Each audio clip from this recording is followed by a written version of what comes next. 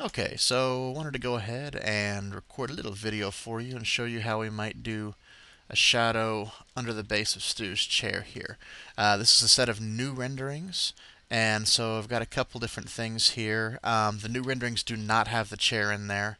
Thought it might be a little bit easier if we just go ahead and keep Stu's chair in the way it is behind him every time, rather than having to go back and make Stu fit perfectly inside of there. Save us a little bit of work. So, let me turn this layer off too.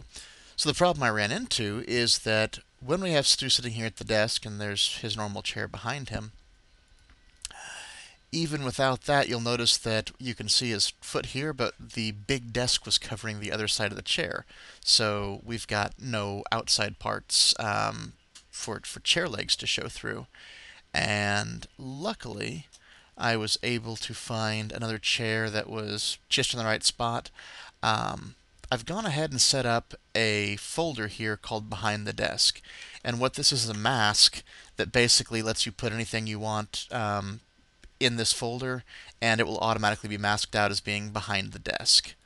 So, and in here, we have, this is the chair I found as a replacement, and as I was saying, the nice thing here is we can move this anywhere around behind the desk. We don't have to worry about, although I guess I need to go ahead and knock out that little piece right there, which I'll do later on. So anyway, so this ends up fitting really well, and then there's a mask on there to keep it from the top. But that being said, and we can always scoot it around as well, I'm going to come in here and we've got a nice little blank layer that we're going to use to add the shadow. And when I'm doing a shadow for something like this, I'm going to come over here and look at this one. And it's got, for the most part, just kind of some lines coming in toward a center hub. So we're going to do something real similar. Probably going to do, whoops, something with the elliptical marquee and give it a little bit of a hub, maybe about like so.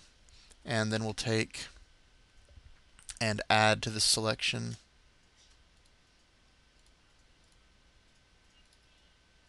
a little bit in like that, even though you can't see it.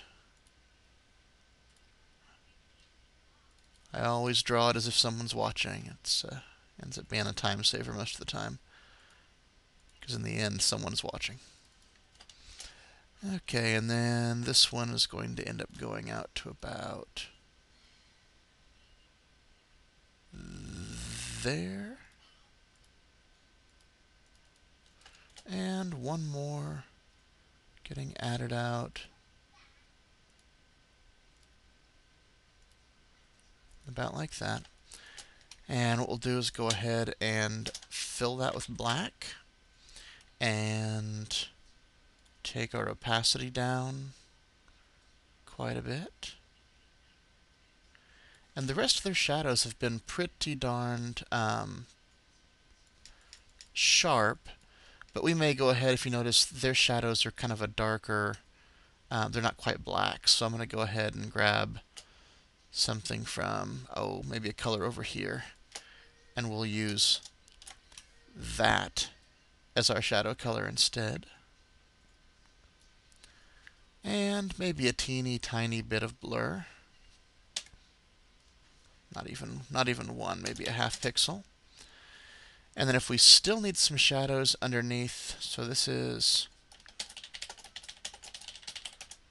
chair leg shadow, and if we still need some shadows underneath the wheels, one of my favorites is take a soft brush, go to the brush options, and just take the roundness down to about 20% on those. And what you end up making is, let's make that a little bit more, say 40%. There we go. And you end up with a nice little contact shadow brush. We'll take this down to the same as the other thing was. And now we've got some nice little chair shadows, pretty quick and easy. You could also add, other bits if you, let's see, wheel shadows. If you felt like it needed a little bit more, you could always do something like a big square about where the base would cast a shadow. Fill that, maybe blur this one a little bit more.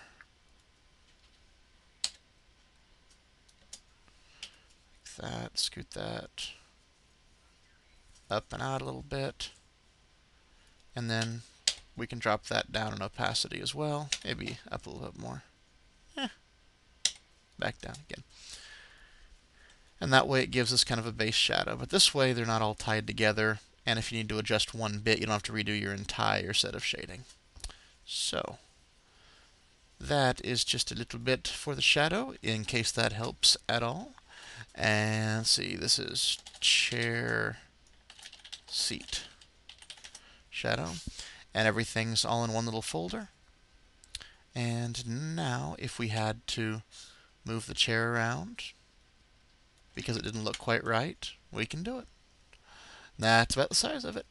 So I'll let you get back to it and talk to you later.